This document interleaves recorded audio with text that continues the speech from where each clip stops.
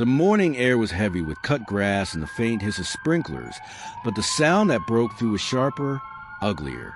A woman's voice snapped across the street like a whip. "What are you doing here? You don't belong in this neighborhood." The boy froze, basketball tucked under his arm, sweat running down his cheek. He'd only stopped at the corner mailbox to check the letters for his mom.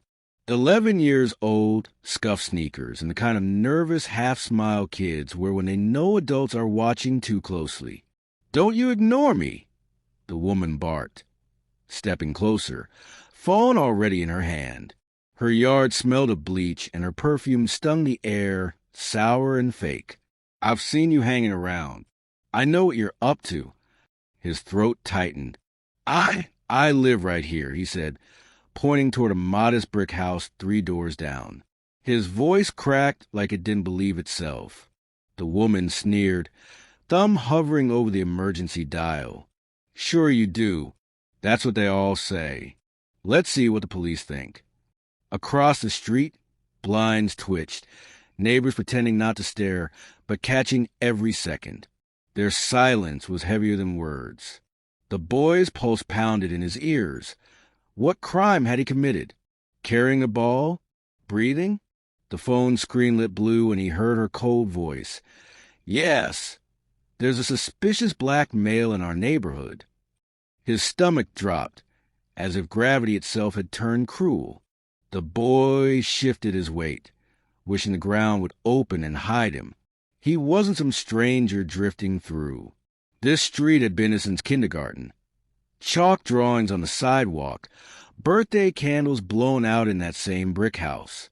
Yet every summer it felt like he had to reprove he belonged, like the mail in his hand wasn't enough evidence.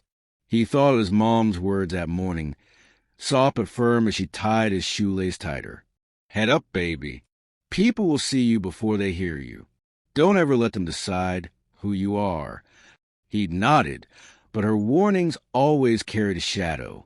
She knew the world could turn in a heartbeat. Kids at school sometimes joked about it. The way you walked home fast, hood tucked low even in the heat. "Paranoid much," they'd laugh. But they didn't know what it felt like to have headlights slowed down near you, or to see clerks follow you through aisles pretending to stack shelves. His chest burned as the neighbors circled him with eyes sharp as scissors. It wasn't just her voice. It was the history behind it.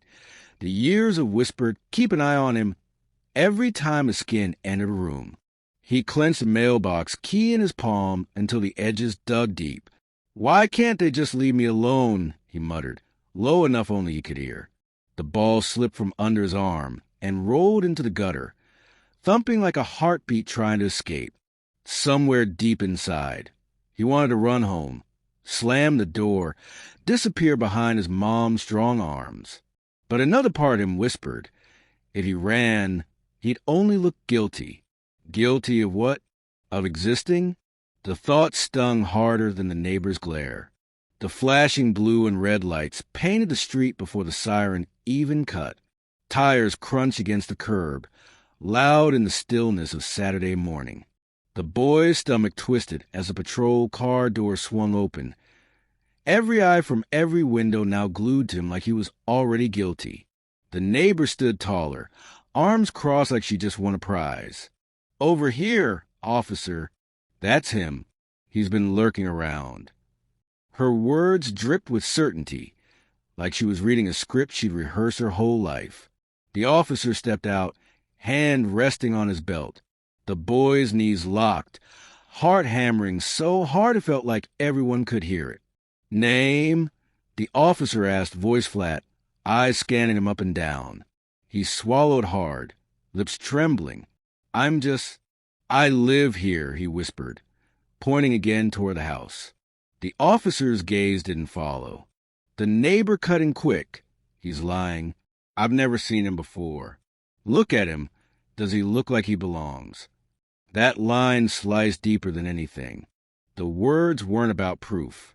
They were about skin, about the kind of judgment that left no room for innocence. The boy wanted to yell, to scream, but his throat closed up. Instead, he heard himself blurt, Can I just go home?" His voice cracked like broken glass. The officer didn't move, didn't soften. The silence stretched, heavy enough to choke. Around them, curtains shifted. Someone raised a phone camera. The boy felt the world closing in. No escape, every second stretching longer. And for a flicker, he wondered. If his mom hadn't told him to grab the mail, would he be here now, with a badge staring at him like a criminal? What would have happened if no one came? The question burned hotter than the flashing lights. A car door slammed down the block, sharp enough to slice through the standoff. He turned his head and saw the familiar shape, the way the sun bounced off the roof of their black SUV. His chest jolted. Mom was home early. He wanted to run to her, bury himself in the safety he always found in her hug. But his legs felt rooted. She walked fast, heels tapping against the pavement, her uniform blazer catching the morning light. The silver badge glinted before her face, even came into view. "Excuse me," she said, voice cool but edged with steel. "That's my son." Every syllable landed like a hammer. The neighbor's mouth opened, then snapped shut. Her arms fell from their proud fold. "Why your son?" The boy's eyes burned, not just from fear, but from the rush of relief. His mom placed a hand gently on his shoulder, grounding him, and then looked straight at the officer. "Problem here." The officer's stance shifted, shoulders squaring, but not with the same confidence. "We got a call, suspicious person." His words suddenly sounded thin. She raised an eyebrow, pulling her ID from her pocket with practiced ease. "Suspicious? You mean an 11-year-old checking his own mailbox? I'm Chief Thomas, and that's my boy." The neighbor stumbled back like the ground betrayed her. I didn't know. I was just trying to." Her voice cracked, excuses spilling but going nowhere. "Trying to what?" The chief pressed, her voice firm but low, the kind that made silence heavier.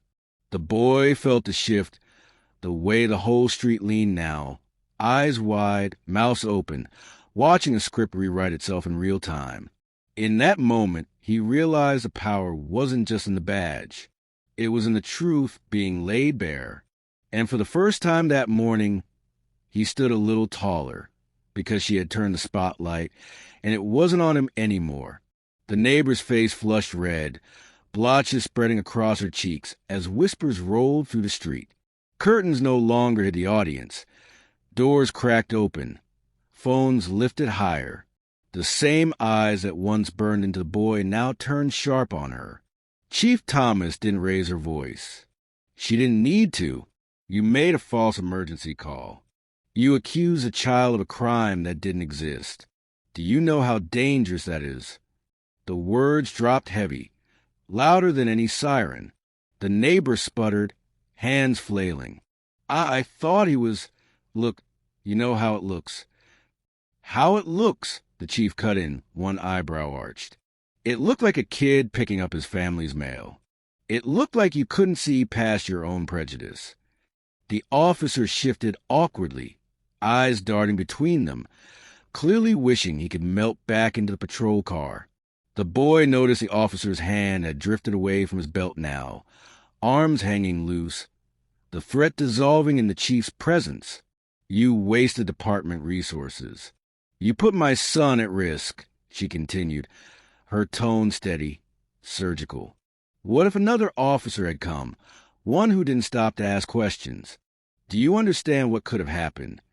The neighbor's lips trembled, her earlier confidence now crumbling into stuttered half-sentences.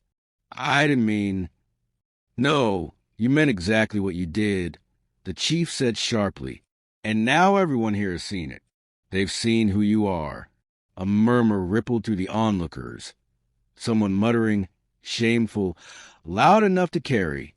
The boy felt the air shifting, the weight sliding off his chest as it pressed down on her instead. The neighbor tried one last time, voice cracking.